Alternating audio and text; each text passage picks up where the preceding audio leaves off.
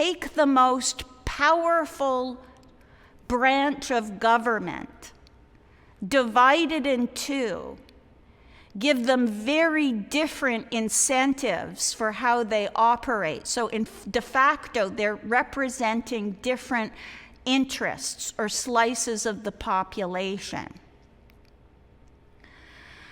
Let's take a look now at one of those auxiliary precautions, which we call checks and balances. And we'll illustrate it with how laws are made.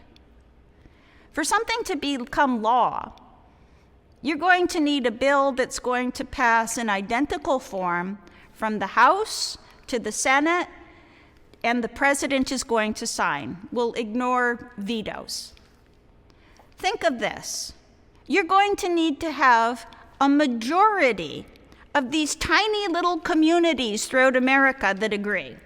Then you're going to need to have a majority of states which are going to agree. And then you're going to need to have our own nationally elected figure, the President of the United States, who's going to agree. What this means is that in practice, you pretty well need a supermajority for anything to become law. This is something many Americans don't realize when they complain about Congress. Congress was created for gridlock. Congress was created to be a do-nothing branch of government. It's almost impossible to get anything through Congress. And that was done intentionally. It was done intentionally because the idea was that if it's easy to get laws passed that you like, it's easy to get laws passed that you don't like. And the default is, let's not get laws passed unless it's going to serve the vast majority of Americans.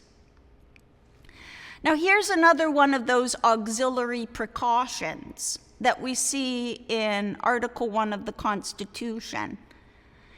It's called federalism. And federalism is the relationship amongst governments within a country. And in the United States, our most important federal relationships are between our national, which we also call our federal government, and the states. The basics of federalism are also in Article 1, and I'll explain it very simply. Congress is a government of enumerated power. That means you need to look at the Constitution and find specific words or language for Congress to be able to have the power. If you can't find language, Congress doesn't have the power. On the other hand, states have reserved powers. What that means is you look to the Constitution to see what they cannot do. The states didn't get their powers from the Constitution because 13 states had existed and were sovereigns long before the Constitution came into existence. And so here is another auxiliary precaution. Power is not only divided horizontally, it's also divided vertically between states and the federal government. And here is the last of the precautions that is perhaps least understood by Americans. And it was articulated in Federalist 10.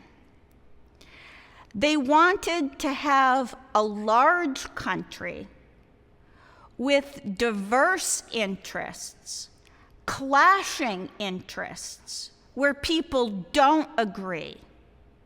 Why? Because they believe tyranny is more likely when you have small government.